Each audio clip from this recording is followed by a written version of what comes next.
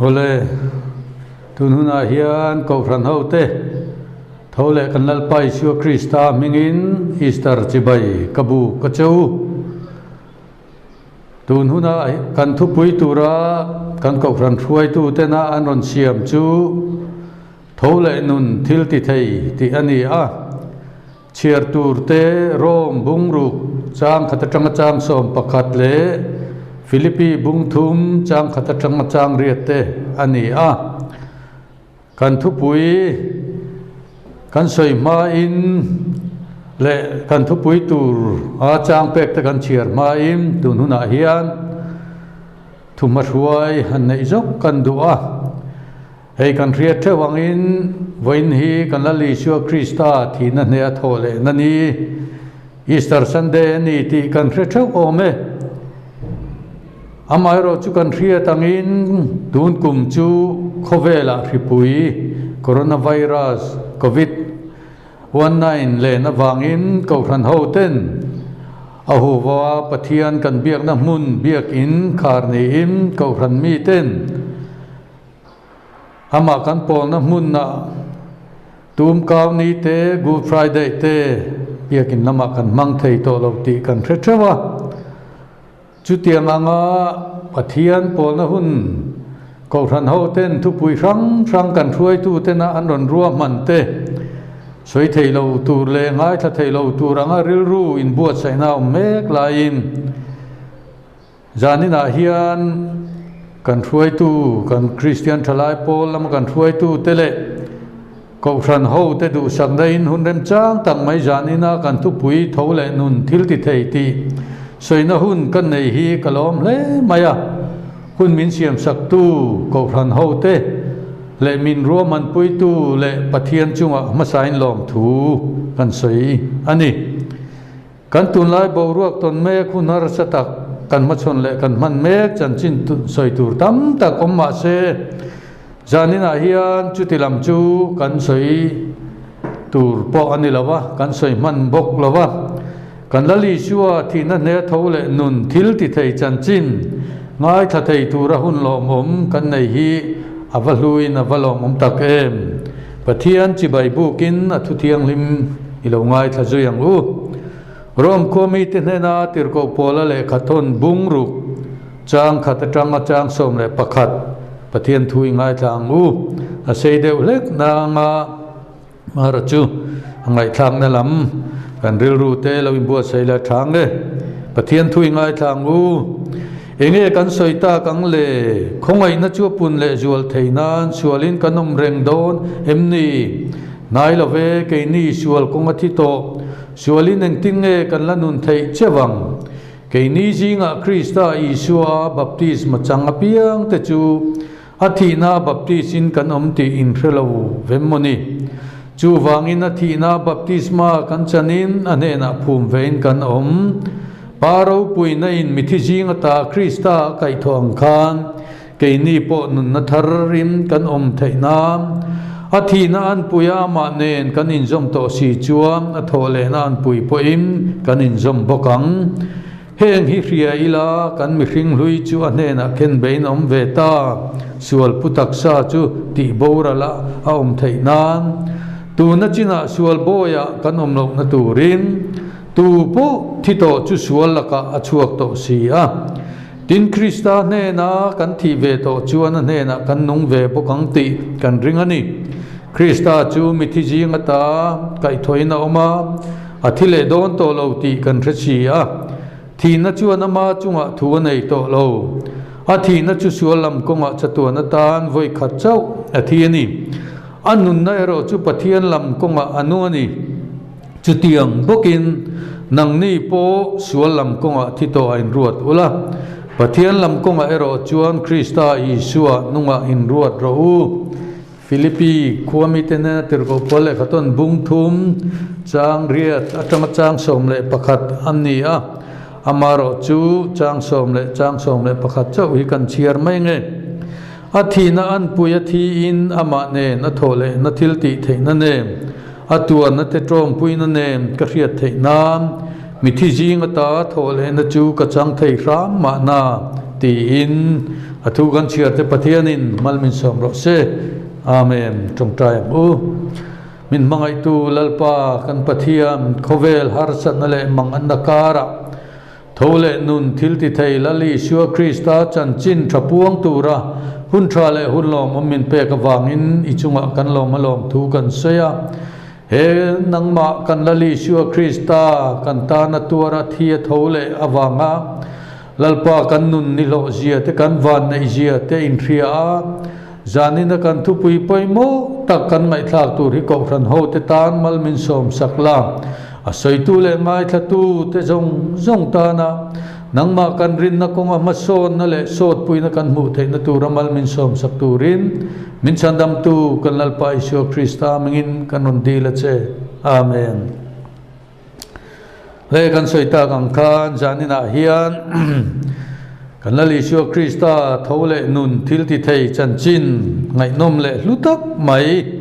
kanan ngai thadon ani a kan thupui hi kan thuai tu ten pathuma anon thena apakhat na chu thina le thlan thim ne zawin lali suwa ropui takin thole ti ani apakhat na kan lut ngal mayanga kan riat fo le kan ngai thak thin le he thu thina ne lali suwa krista thole chan chin I voi tam tak kan ngai tha to kum tam tak kan ngai tha in kan thre to anun pui tu le achang tu po kan ni ti kan thro me kan lali shua chuan khovela mi lo pian to phot te chu kan chan dam na tu rim cross a min tur saka chomhalama te chunhulama te po thu pui poimo tak tak hi mi chan chin hi kan thre to ani ti chuan janina hiam kan lak chua vele du chu lali shuan cross a min tor sang na chung changa hiam isai bung som nga pathum chang li le changa ni tiang hian pathian thu kan mu a ani chuan kan nan na te purim kan lungmai na te po phur nge ya nima sila kai ni chuan lungmai na tlak buaka pathian buaka ti tere theya kan ngai si a nima sila ni chu kan bo chiat na te awangin hliamin oma kan khalok na te awangin buak thitlin na oma kan thamuan na tura thunun na chu achunga atla buak na bual te ti damin kan om ta ti kan mu ani sual na nei lo lali shua krista chu mi sual te mis khovela mi sual berte an ngai le leile vana po dam tak to lawa an riat te an khai kan na mun crossa golgotha luru mun antia chuan mani intidam thei kha nangle ke ma awangim mani intidam thei ni ma sela intidam lovin mu sit le noizat le rom tin re tuarim chonulama te chommalama te kan ngai thak to angim kan lali shua krista chu nangle ke awangim vua kinoma mu sitenoma chil cha kinoma nekte aturani sarua gil ngan lakin mintor sakani ti kan ro me avaro pui em kan lali shua turna chuan kan pathian chu alung oita chu chau pola ni lo lali shua christian cross mintor sakna chau po khala ni lo cross a torna po an to te lul nem than korong chung zong kan la khiom theina mun zong khamin lo lu chu sak feka ama kan la li suan ni thum nia thana tanga thole tur thu chanchin thama thai zia bungsong paruk chang som ni pakata te bungsong pasari chang som ni pathuma te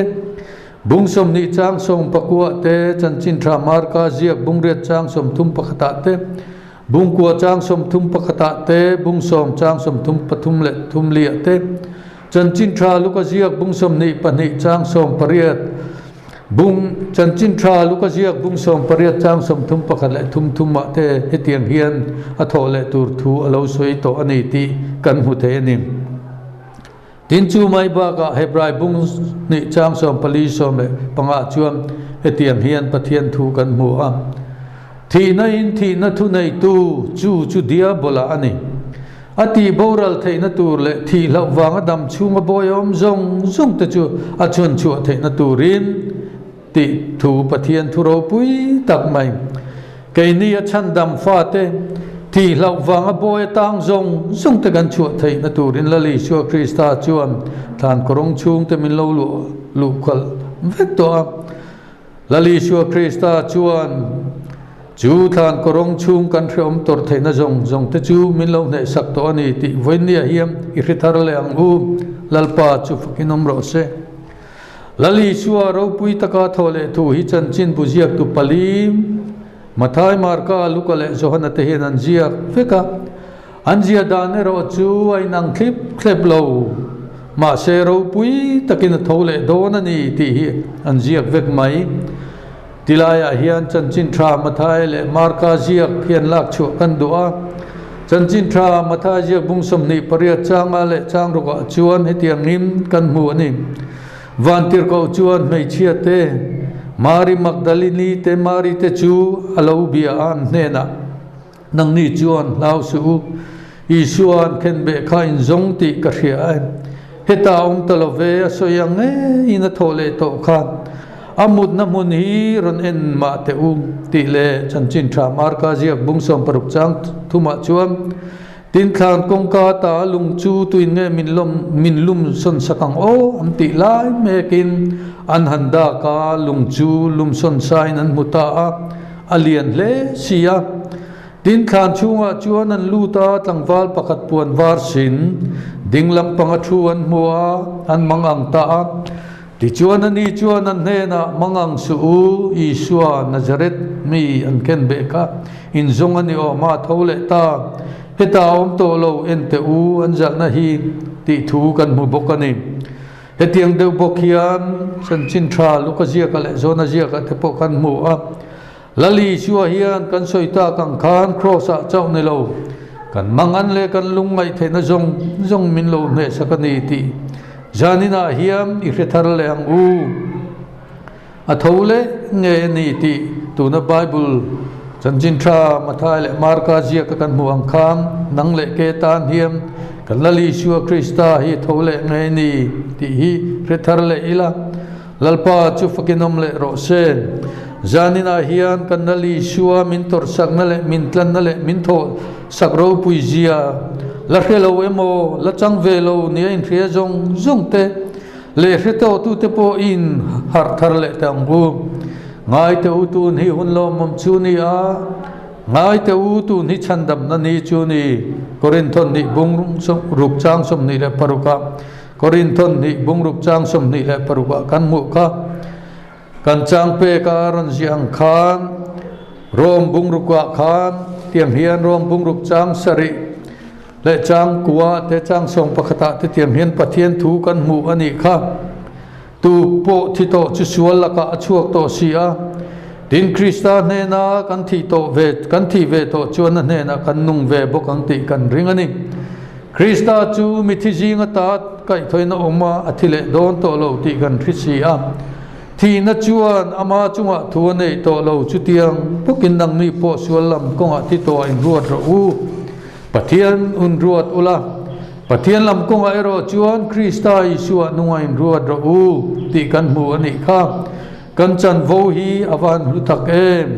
nang le ke tan hian lal Yeshua ro pui takin thi na in a thole ni ti hria in thole nun thilmak thleng eng mai na dal zo lo chan chin te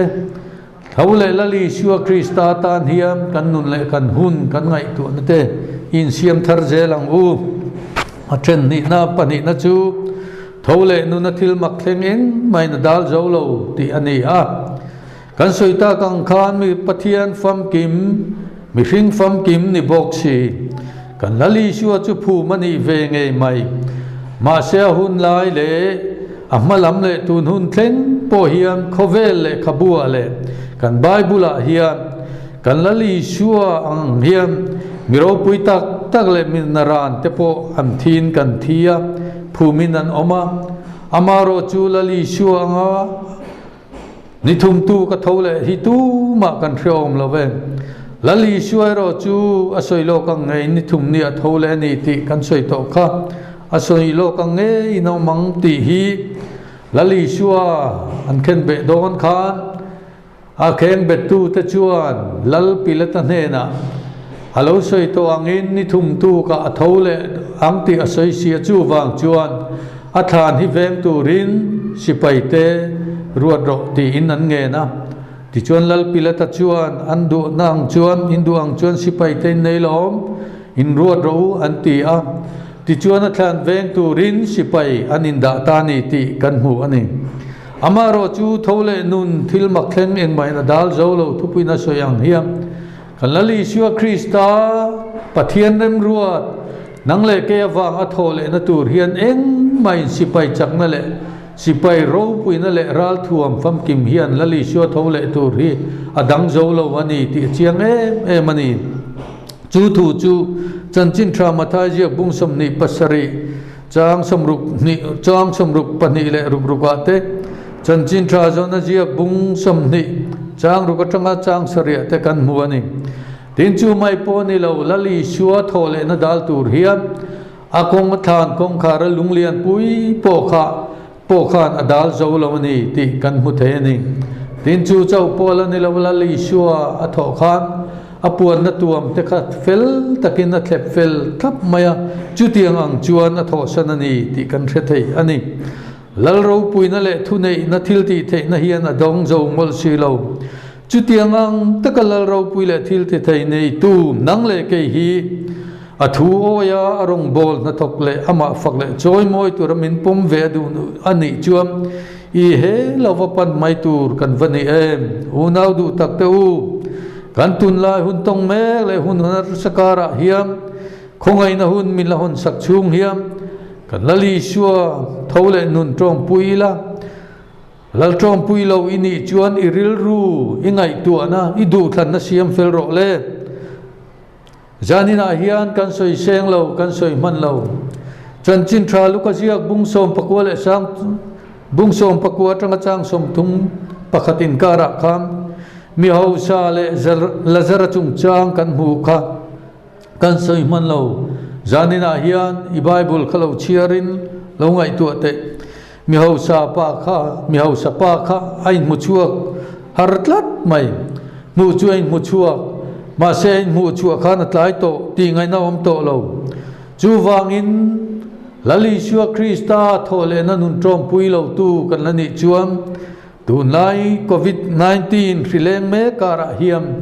khovel ramro pui le thil ti thei bera kan ngai te poim he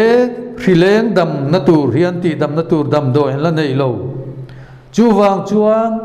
heng rileng le khovel har sat na le mang anaka rang kan to na kara hiam min ti dam thei tu chu nang le ke ta na thole lali Yeshua Krista thi na ne a thole chau hiani ti phim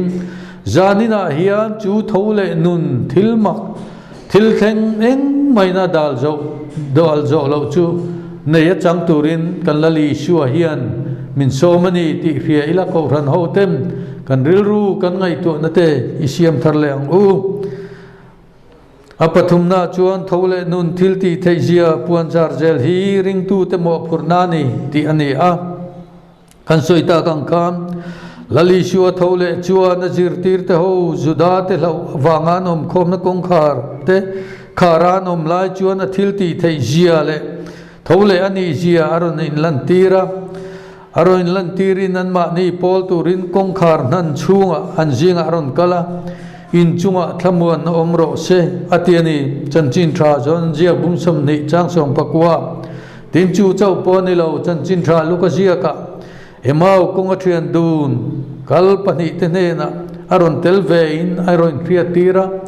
tin chu chau po la ni lo tiberia dila zirtirte anom lain an ne na aron lara athilti theizia aron lantira an bei don na to na sangha jan khua an den po an man to lo na muna athilti theizia le pathian nung fapa ani zia aroin lantira ni ti kan hu thei ani chuti chuan lali Yeshuan azir tirte ne na vana alon donin he thu cha ro pui tak mai hi acha ani chuti chuan kalula pale fapale tharau tiang niminga chuan baptis ula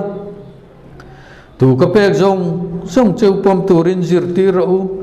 tin ngai te u ke kum khuain khovel top tlen point in he na kom zelang chan chin tha ma thai jiak bung som ni paria chang som pakole som ni asoyani chuti chuana zirtir te ne na baka keini ho tu na athisena adin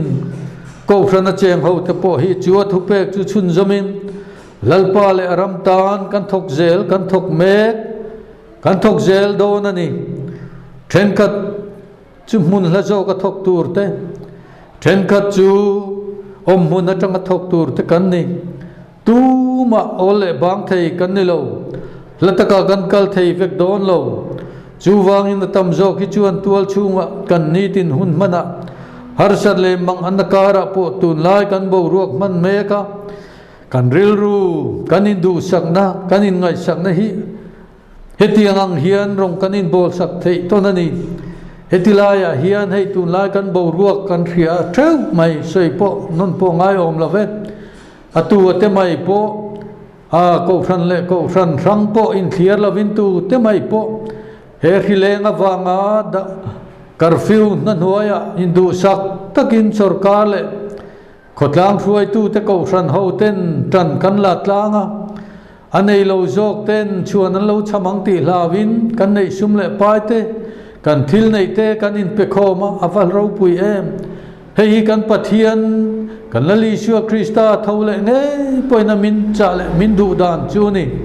heng mi te berte ji ngai ti hi ka chunga ti in ni ati ani chu wang chuan kai ni then khat janina ko fran ho tam zo ki chu mun la taka chan chin thrilin kan vakal don lo ma se kanom huna kan thenom khovenga chan chin thra kan thril thei ani chu wang chuan chan chin thra thril hi bang thei po kan ni lo kan tun lai hun na kanin ngai sak nang hiam hun ral muang pathian in min pele ngai nga chu huna po chuan tu ma in clear lavin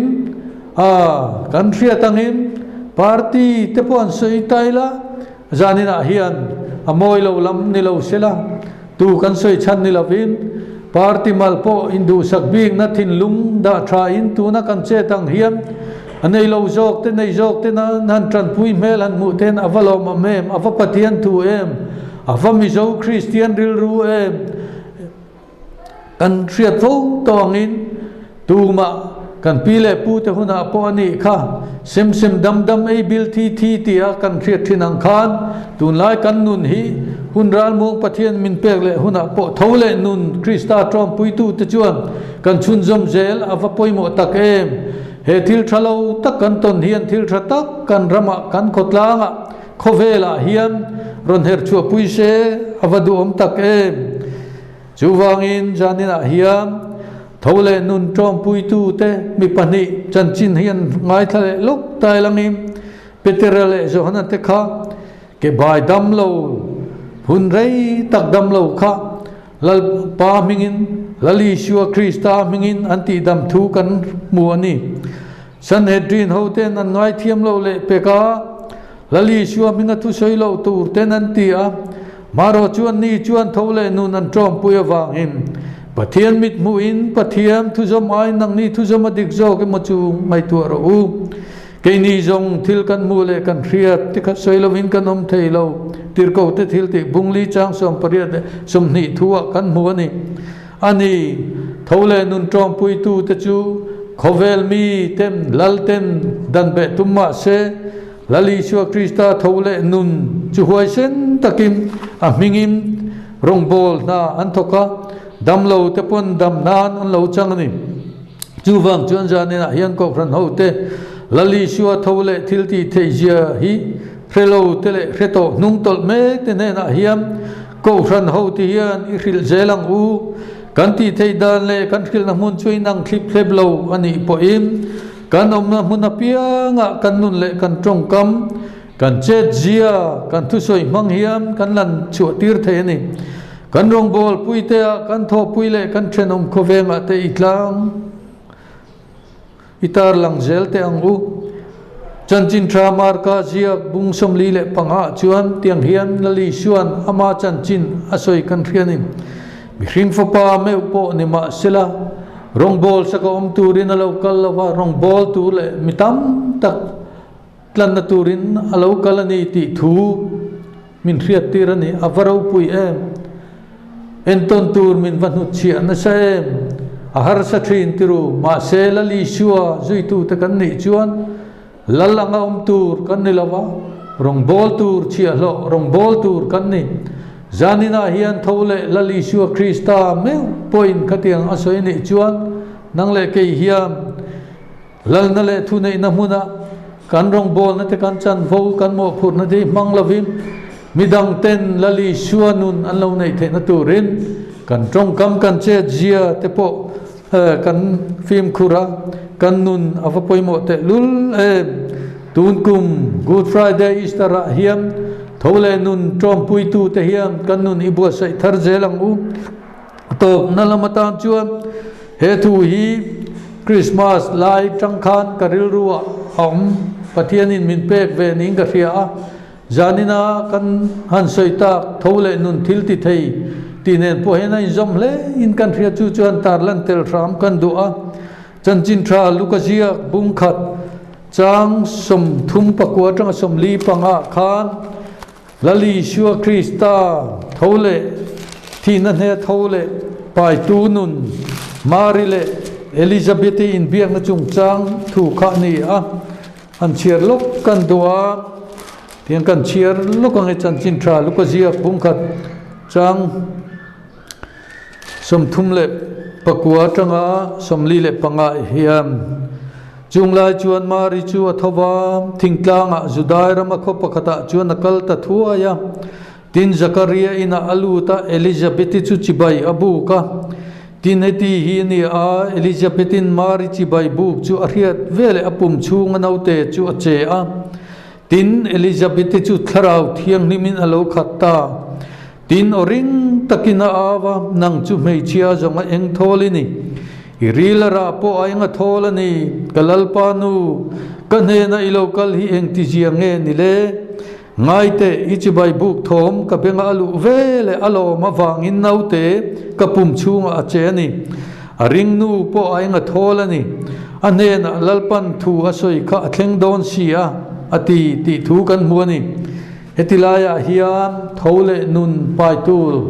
mari nuin ngai tlom tak mai chu elizabeth hena akala chuan elizabeth chibai abu thoma chuan elizabeth nau pai kha alo cheta tharau thiang limin alo khatta ni ti kan hmuni hetilaya hian keini thole nun trom pui tu le lali shua nei to tu te hiam kan chibai thom kan rong bol pui te ne mo kan no tho pui te mo kan thenom ko venga te hian lali shua krista thole nun nei tu pai tu ni si hian kan trong kam wang te hian marin elizabeth achi baya anau te pai alo che atharau thiang limin lo khatta ti kan mu ang hian kan vabia ka te ne na kan trong kam hian kan thu va soi te kan thu va hil mang hian an tharau nun an ma ni atharau thiang lim lali shua thole nun an pa ya kha a thole nge a che nge an pai tharau thiang lim ma kha avavom lum zok ti zanina hian thole nun trom pui tu ko ran ho te hiam kaninen apoimo le in ka ria hei hian soi non le kaduani mari chuan elizabeth achi bai tho ma riat khan apum chunga naute chu ache a tharau thiang limina lo khatta a ti chuan nang chu mei chia zonga eng tholini irilera poinga tholni kalalpanu ati chu wangin lalpanu lali shua krista pai tu ani ti kha ria ke ni hi kan rong bol puite kan na tho puite kan thenom ko veng te hiam thole nun lali shua krista pai tu kan ni ti kan trong kam kan che jia te hian min muem zani nai ko ran ho te he thole nun thil ti thei zanina good friday le easter mangzo me te hiam in ngai tuang u chu wangin zanina hian thole nun thil ti thei trom pui tu te kan ni awangin chanchin tra lali shua ain cái mà ni nom sắc na tu lệ kan lim na tu kan nun min ti buai min ti xem tu lệ min ti thabara min ti thuanom tu buai pui lệ zong tu ni mai lovin lali shua lệ ram chan chin tra azir tir te ne na khia tir ti kan soi to ang kham cái ni athisina tan to te a ko phan adin na om te chen te hiam thole nun lali shua krista nun trom pui thei tu rim he phang na le siam tu la sak an siam hi ilongai thate ai angu kanun tui hal aleng vela ria ka cham len na om lo ko ther mun moi in nuam tin reng dam chung rei lo te po atok zo lo kalvari tlang ka adam na thole krista ka in nga na tha tam palo nun ka nei ta tisen til ti the na cross ka tan dam na tisen til ti the na cross kan tan dam na thole krista kan in nga na hi ni sila avadu om tak em janina hian ko ran ho ten he kan thu pui poi mo tak thole nun an ni tin nun ko sak kan nei the na turin athu kan soi telal pan kan zatan malmin som sakro se amen.